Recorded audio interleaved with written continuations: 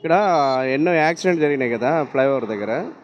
దాని ఒపీనియన్ ఏంటి మీది? చాలా జరుగుతున్నాయన్న. అక్కడ ఏం పట్టించుకోవడం లేదు ఎవరు కూడా. గవర్నమెంట్ కూడా ఏం పట్టించుకోవడం, లైట్లు లేవు, ఏం లేవు. లైట్ల వల్ల అదంతా ఆ మూల తిరిగి ఉండేసరికి ఆన్నే తగులుతున్నాయి అన్నీ. ఈడ పోవటము స్పీడ్గా వెళ్ళిపోతున్నారు. అందులో ఇక్కడ మందు షాప్ ఒకటి పడ్డది. అదేనన్న టర్నింగ్ కాడ వచ్చేసి లైట్లు లేవు, ఏం లేవు. ఆడ ఎక్కువ జరుగుతున్నాయి, ఆనే జరుగుతున్నాయి. అంటే ఎన్ని జరిగి ఉంటాయి ఇప్పుడు అక్కడ? కాబోయే 4 రోజులకు ఒకసారి జరుగుతూనే ఉన్నాయి. ఏదో ఒకటి యాక్సిడెంట్ జరగటము, ఒకటి డెడ్ కావటము, ఒక కుటుంబాలు రోడ్లు బాగా అవుతున్నాయి.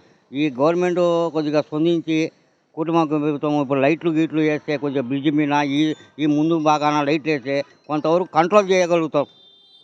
అంటే ఇప్పుడు మొన్న ఈ మధ్య కాలంలో కూడా అదే స్పాట్లో 2 జరిగినట్టు. 2, 3 ఎమ్మడెమ్మడే జరిగినాయి. ఎమ్మడెమ్మడే ఇవాళ 2 జరిగినాయి అనుకోండి, మళ్ళీ 4 రోజులు గ్యాప్ ఇచ్చి మళ్ళీ కూడా జరుగుతూనే ఉన్నాయి.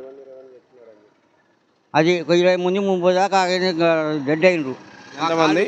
20 మంది దాకా చచ్చిపోయి ఉన్నారు. కాళ్ళు చేతులు మీద హాస్పిటల్లో కొంతమంది అనాథులై ఉన్నారు. ఆ యాక్సిడెంట్లు అయి కొంతమంది మంచాన పడి ఉన్నారు.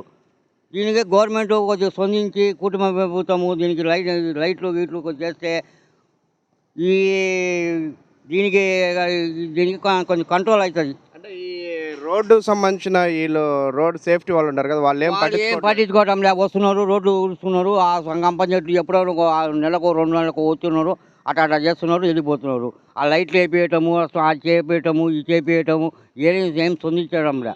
అదే చూస్తున్నాం ఇప్పుడు మనం ఆ టర్నింగ్ దగ్గర వచ్చేసి అక్కడ ఎలాంటి సేఫ్టీ లేదు.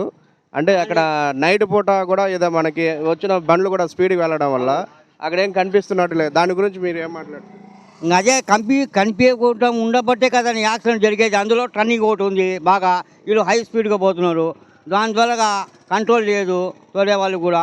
కొంచెం లైట్లు గీట్లు ఉండే మాట కొంత కంట్రోల్ అవుతుంది కదా, గవర్నమెంట్కు స్పందించాలా.